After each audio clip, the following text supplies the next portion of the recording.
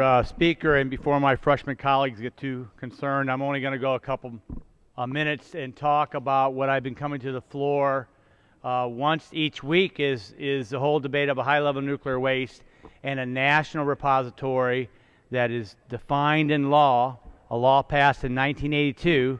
That national repository would be at Yucca Mountain. So I've been going through a geography lesson about where we have nuclear waste in this country and comparing it to the site at Yucca Mountain, and then addressing how our colleagues on the Senate side from those states, what their positions are.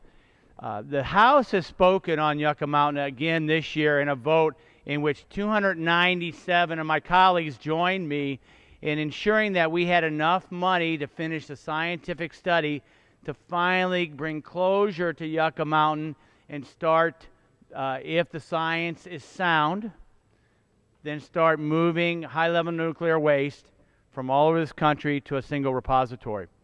So today I come to the floor to highlight another location, and this is Yucca Mountain, and I want to remind folks that Yucca Mountain has no nuclear waste on site right now. The waste, once it gets to Yucca Mountain, will be stored 1,000 feet underground. It will be 1,000 feet, the nuclear waste will be 1,000 feet above the groundwater. And Yucca Mountain is 100 miles from the Colorado River, so it's pretty far. It's in a mountain, it's in a desert. It is pretty far from ever being close to major bodies of water. And what's been interesting is as we go around geographically, we find that we have high-level nuclear waste right next to major rivers and major lakes throughout the country. This is one of the most compelling sites in our tour so far. This is a nuclear power plant in California called San Onofre. And if you look at this, yes, this is the ocean. Here is the nuclear power plant. And yes, these are waves that are coming up across to the rocky shoreline and a concrete barrier that leads to the nuclear power plant. Now compare San Onofre with Yucca Mountain. There are 2,300 waste rods, that's nuclear waste rod material, on site here right next to the Pacific Ocean. There's none at Yucca Mountain in the desert.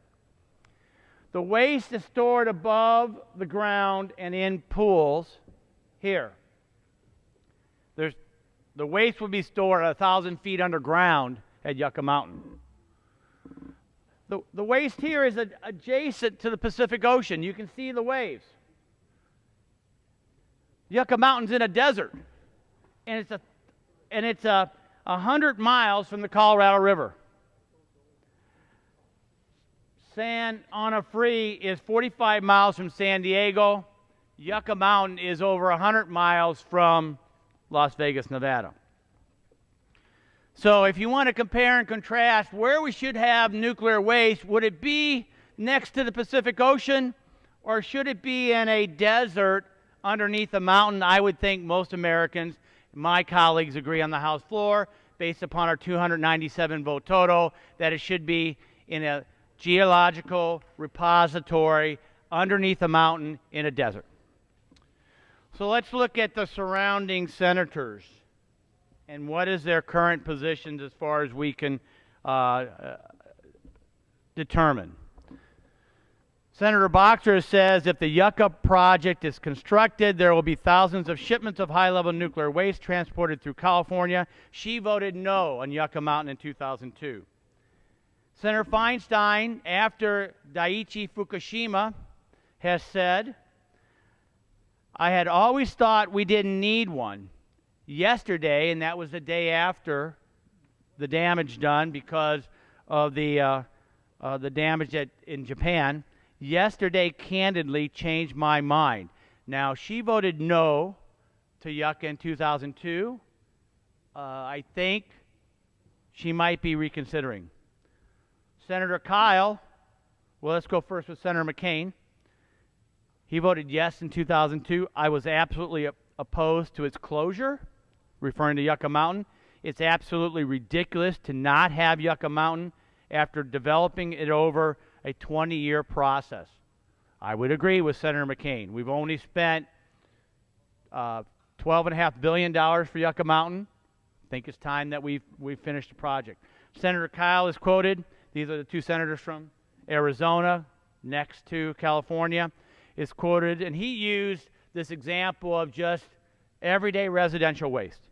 He says, it is a little like saying, since every Wednesday morning everybody in my area, Phoenix, is going to put their garbage out, and because we keep producing garbage, we should not have a dump to where all that garbage is taken. We produce more garbage and store it on site, is in effect storing it on the curb. That doesn't argue for the proposition that there should not be a central repository where that material is taken and disposed of in a proper way. So I come back down to the floor to highlight another location where you have high-level nuclear waste near a major body of water, the Pacific Ocean, not in the desert as defined by law we should.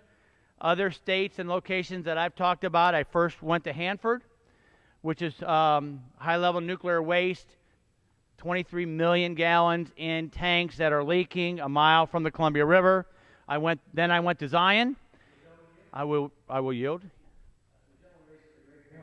Zion, just a sheer couple of miles from my district, right along the coast of Lake Michigan, next to 95% of the fresh drinking water, surface fresh water in the United States, and we're storing just literally yards off the shore of Lake Michigan spent fuel rods. That is obviously not the place to be doing that, and my understanding, correct me if I'm wrong, is that Yucca Mountain, we're talking about 1,000 feet underground, 1,000 feet above the water table, and at least 100 miles away from most of the individuals and inhabitants that are around. A perfect place, and we've spent $14 billion constructing it. It seems like common sense that we want this waste not around fresh water, not around some of the urban areas, but in a place specifically designed as Yucca Mountain is. And as my colleague knows, reclaiming my time, that Senator Kirk is strongly in support of moving high-level nuclear waste to Yucca Mountain. Senator Durbin has said the right things. We just want him now to lead on that issue for the importance of the state of Illinois.